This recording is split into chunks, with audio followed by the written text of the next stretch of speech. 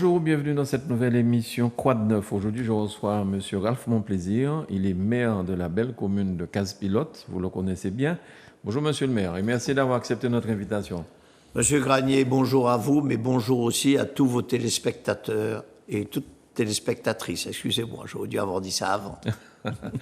En tout cas, c'est vrai que nous venons de franchir le mois de janvier. Nous sommes en février, le 3 février. Mais on a encore le temps de faire des vœux. Alors, quels sont les vœux que vous pouvez, là, ce matin, quels sont vos vœux pour la Martinique et puis votre ville, évidemment, de Casse-Pilote? Monsieur Granier, mes vœux vont d'abord aux familles, aux habitantes et habitants du territoire. C'est à eux qu'il faut penser d'abord. Nous sommes dans une situation mondiale compliquée.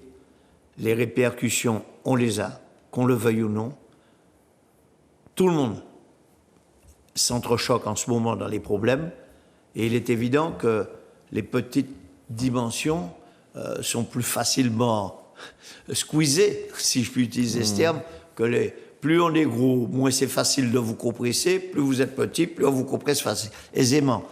Donc nous vivons des situations difficiles. Mais de notre côté, la dimension de notre territoire nous rapproche, fait de nous une entité humaine. Nous nous croisons tous les jours, tous. Et vraiment, je souhaite à tout le monde tout ce qu'il peut y avoir de mieux. D'abord la santé, bien sûr, mais tout ce qu'il peut y avoir de mieux pour tout le monde, pour toutes celles et tous ceux qui leur sont chers, la santé et puis l'espoir. Je leur souhaite que leur espoir soit positivement reçu et que les choses se passent comme ils l'espèrent. Comment ça va à Casse-Pilote, cette commune? Bon, ça va pas trop mal, monsieur Granier, je vous remercie. Comme toutes les communes, nous vivons les moments présents, un peu chaotique dans certains domaines, mais dans l'ensemble, nous nous développons convenablement. Nous avons des projets qui ont été pensés depuis des années et qui ont commencé pour certains à voir le jour, et d'autres qui vont, dans le courant de l'année, je l'espère, éclore. Vous parlez du projet de la marina? Vous revenez chaque fois avec cette marina. Mais ce n'est pas le projet de Casse-Pilote. Mais il en manque à la Martinique. Mais c'est le projet de la Martinique, ce projet. La Casse-Pilote, c'est un site sur lequel ça pourrait être fait. Mais ça ne peut pas être le projet de la commune de Casse-Pilote. On n'a pas la dimension financière pour ça. Mais c'est un beau projet. Et c'est un projet qui pourrait voir le jour si il y avait si ça touchait l'intérêt des plus hauts placés, financièrement et puis politiquement. Mais c'est pour la Martinique, c'est la marina de la Martinique. Tout à fait, parce qu'il en manque à la Martinique. Oui. Alors, monsieur le maire, le ministre de l'Intérieur, monsieur Darmanin, Gérald Darmanin, il a dit dernièrement, vous n'aurez d'autonomie demain que si vous êtes capable de produire ce que vous mangez. Et il ajoute aussi après que si vous êtes capable financièrement de faire des choses, vous pourrez à ce moment-là vous aurez l'autonomie. Qu'est-ce que vous pensez de ces phrases? Est-ce que c'est une manière pour le ministre de l'Intérieur, qui parle au nom du président probablement, pour dire, voilà, parce que jamais il n'y a pas d'autonomie, il n'y aura pas non plus d'avancée. Est-ce que c'est comme ça qu'il faut lire ce message? Vous savez, M. Granier, quand on est en négociation, plus on part fort et haut, plus on peut discuter et arriver à ce qu'on souhaite. Si on part en bas, si M. Darmanin commence par vous dire, vous aurez l'autonomie, mais il est déjà en position de faiblesse dans des discussions. Or, nous partons pour des discussions. Nous avons un congrès. Ce congrès, moi, je considère qu'il est le bienvenu, parce que ça nous permet à nous, élus, nous qui sommes confrontés aux réalités économiques, politiques, sociales sur notre territoire, d'échanger. Et quand on échange, on se rend compte que nous sommes solidaires parce que nous vivons toutes et tous les mêmes situations. Tous les élus, tous les maires. Il y a un progrès à obtenir aujourd'hui. Le monde a changé. Ce qui était il y a 80 ans, soit 50 ans, 60 ans, tout ça a été modifié et ça va de plus en plus vite. Aujourd'hui, nous avons besoin de réactivité. Cette réactivité doit venir de notre connaissance à nous des problèmes qui nous concernent sur notre territoire. Et une autonomie veut dire un peu plus de liberté dans des choix, dans des décisions. Ça ne veut pas dire rejeter le reste. Nous sommes dans un pays qui s'appelle la France. C'est quelque chose, il y a des pouvoirs régaliens. Et nous y sommes attachés au Congrès. Moi, je peux vous dire que je suis assis, j'entends tout le monde qui parle. C'est régalien. Le président, les présidents de l'exécutif et présidents de l'Assemblée commencent toujours leur discours, leurs paroles au Congrès en rappelant que nous sommes en France, que nous sommes français, et que vouloir un peu plus de liberté dans notre action ne veut pas dire rejeter notre pays. Nous sommes français, notre drapeau, ils le disent, c'est le drapeau français. Et par contre, il faut reconnaître qu'il y a des situations qui sont compliquées pour nous, mais qui sont compliquées aussi pour les services de l'État, parce qu'ils sont tenus par des textes qui sont des textes nationaux. Ils doivent répondre à des situations spécifiques avec des réponses nationales. Comment voulez-vous que le problème qu'il y a sur la côte bretonne soit exactement le même que sur la côte en Martinique, bien que nous savons qu'avec les problèmes de l'environnement, aujourd'hui, les côtes sont dégradées. Mais ce n'est pas de la même façon.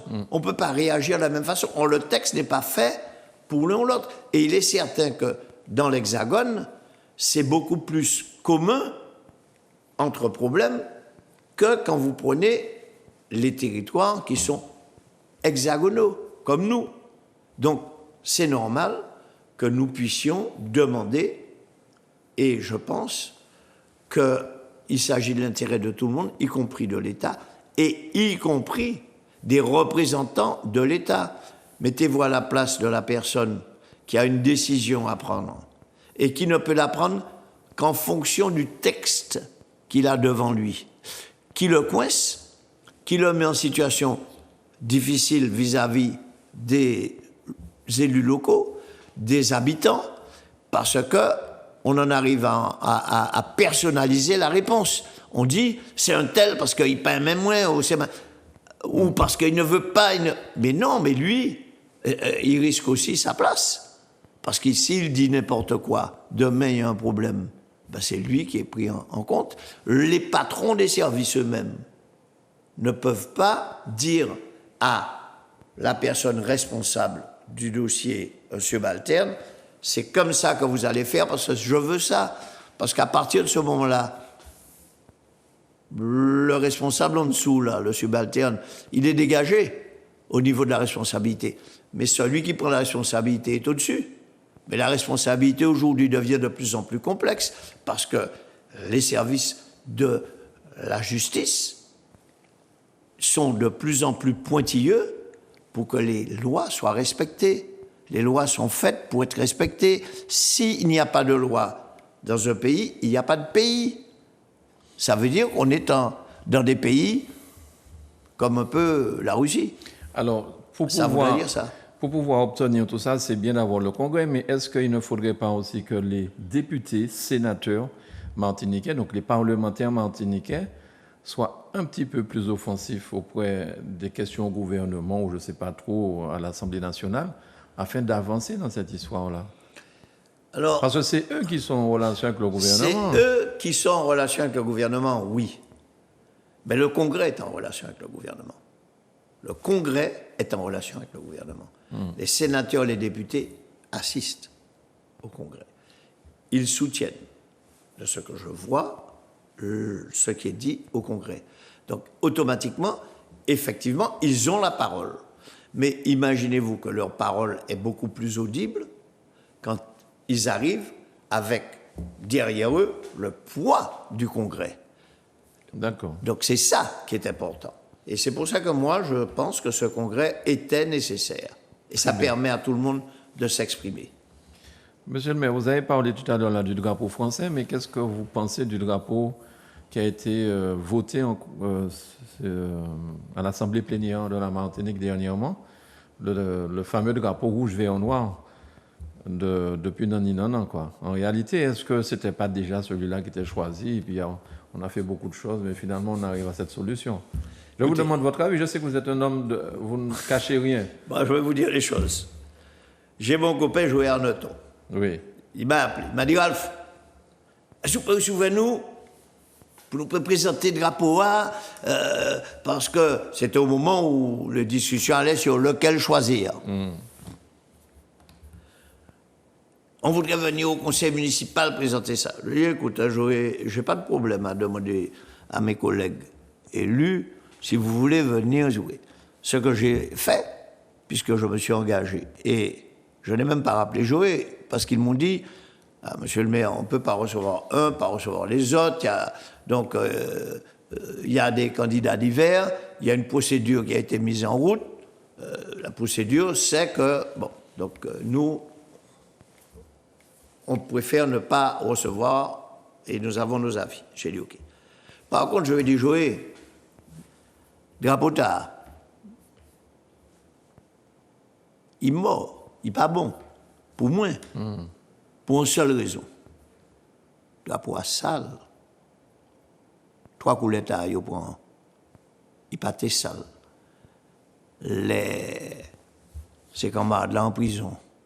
Don Rodolphe Désiré. Dessiné. Ils étaient dans la cellule, ils n'avaient rien à foutre. Ils ont dessiné ça. Après, Garcin Malsa a pris ça. Mais j'avais dit d'ailleurs à Garcin Malsa, ce drapeau aurait dû être le symbole de ce qu'a été l'esclavage. Ça aurait dû être un drapeau aux Nations Unies. Et comme on regarde l'étoile juive, on devrait regarder le drapeau en disant, dès qu'on le voit, qu'on soit ukrainien, russe, serbe, nigérien, congolais, c'est un drapeau symbole de peuples qui ont été dans où il y a eu des esclaves. Il y en a eu partout dans le monde, il y en a encore. Et puis il y a des esclaves pour qui ça a été beaucoup plus pénible que pour d'autres. Pourquoi on dit qu'il est sale, le drapeau? Je vais vous dire, moi, qui était moins... D'accord. Mon cas spirituel, ça m'a dit pour là, ça a fait ça que je pense. Parce que, entre toi et moi, entre vous et moi, cher monsieur Gagné, moi j'ai des ancêtres qui ont été dans les cales des bateaux avec des chaînes, et puis j'ai des ancêtres qui étaient au-dessus dans le bateau avec de grands chapeaux, des épées, et voilà. Bon, donc okay. Moi, vous comprenez, il y a des esclaves, il y a des esclavages qui ont été plus pénibles que d'autres. Mais qu'est-ce qui se passe avec le drapeau? J'ai dit à Joé, drapeau à pas, drapeau à sali. Léo mettait drapeau dans les barrages. Ni des petits madames qui vivent dans les barrages là, et puis l'auto yo. En bas où le drapeau, c'est pour la fouille l'homme là où on a pensé. 17 femmes dans ces samans les sous les passés. Ça c'est fait. Demandez à des gens innocents, vous voulez passer? C'est tant d'euros. Prendre des lassos pour casser des statues, alors que la statue, même si c'est la statue de quelqu'un qui est dégueulasse, elle est là. Donc quand elle est là, et qu'un étranger vient, on lui montre la statue en disant celui-là, c'est un dégueulasse. Vous le voyez là? Sa statue représente tout ce qu'il y a de plus mauvais qu'il puisse y avoir eu. Quelle que soit la personne, et puis d'autres statues, ce type est formidable. Donc on a besoin de la statue, quelle qu'elle soit, si elle est déjà là, pour expliquer notre histoire. Quand elle disparaît, on a coupé une partie de l'histoire. Bon. Donc, quand ce drapeau a été dans les mains des gens qui sont entrés chez d'autres pour casser, saccager. C'est pas bien. Ça qui est bon pour soi. Ça qui est pas bon pour Ça qui est pas bon pour soi, pardon, pas bon pour qu'on a. Donc, c'est pas aujourd'hui on rentre chez celui-là, demain on va rentrer chez vous. Donc je veux dire, c'est toutes ces exactions qui ont été faites sous le drapeau qui, pour moi, l'ont tué avant qu'il ne naisse. C'est mon avis, Joé, et Joé connaît moi, ils savent comment m'envoyer. Et si on m'a dit Joé, si on dit ça, ils disent oui, Ralph, dis-moi ça. Très bien. Alors, puisque vous parlez de ces phénomènes de violence, aujourd'hui, il y a de plus en plus de violence. Là, sur notre territoire, au Gomborne, il y a une dame qui a perdu la vie parce que son ex n'a pas accepté la séparation. Il est venu avec un fusil. Il a tiré plusieurs fois.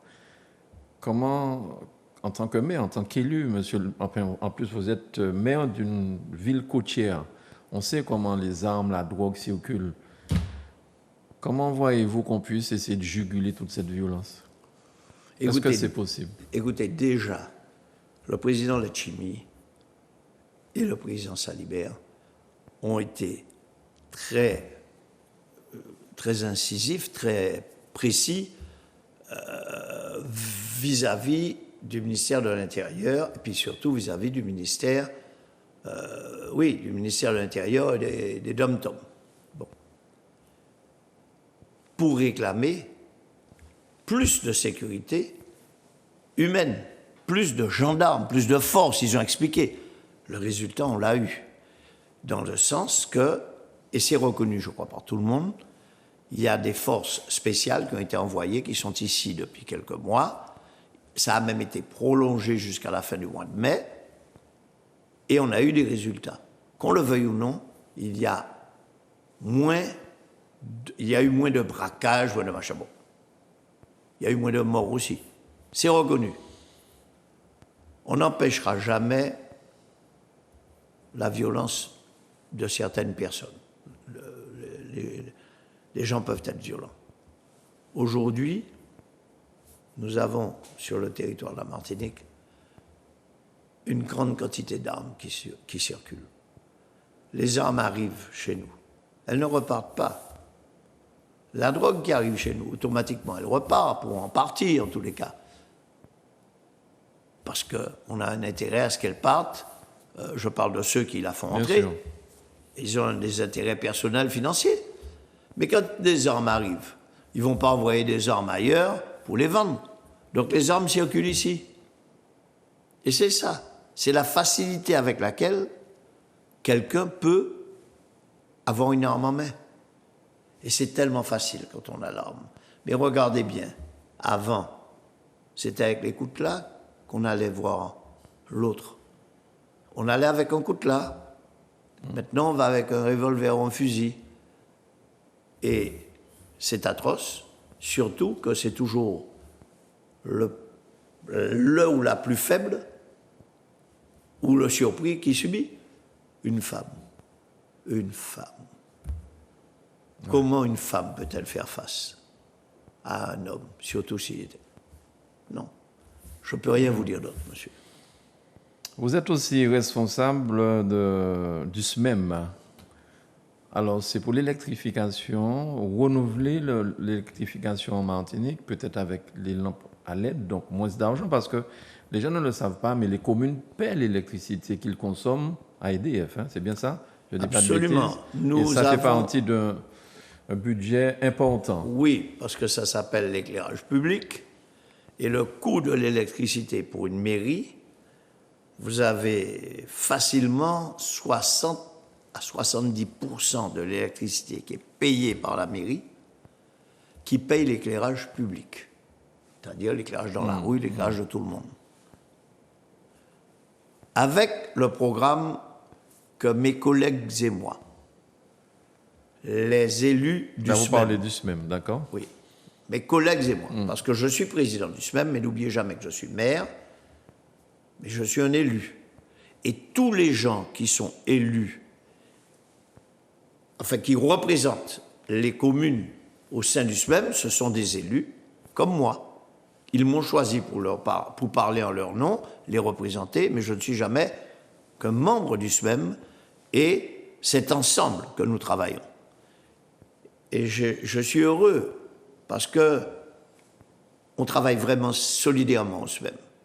On se tient pour avancer, par-delà toute idéologie ou pensée. Mais avec ces nouvelles électrifications, avec les LED, est-ce que vous arrivez à réduire considérablement? Justement, nous avons lancé un programme. Ce programme était en 2 étapes. La première étape s'est terminée le 31 décembre. Nous devions, dans certaines communes, je vous en dirai plus dans une minute, les équiper en LED. Et nous avons tenu nos engagements.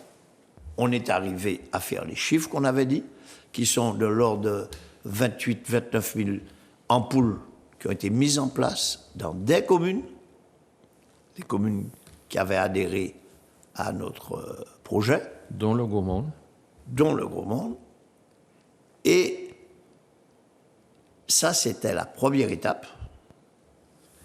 Et la deuxième étape, qu'on est en train d'envisager de lancer, mais bien entendu, vous ne faites rien si vous n'avez pas l'énergie qui est l'argent. Là, c'est la collectivité qui, a priori, est positive sur l'idée, puisque c'est l'argent de l'Europe dont nous avons besoin pour financer en grande partie ce projet, et puis les communes aussi. Ce qui se passe, c'est qu'on doit aboutir à faire 67 900 ampoules sur le territoire. On en a fait déjà en gros 29 000. Donc le gros morceau vient derrière. Ce projet qui a été financé, c'est pour ça qu'il fallait qu'on termine à la date pour que l'Europe paye.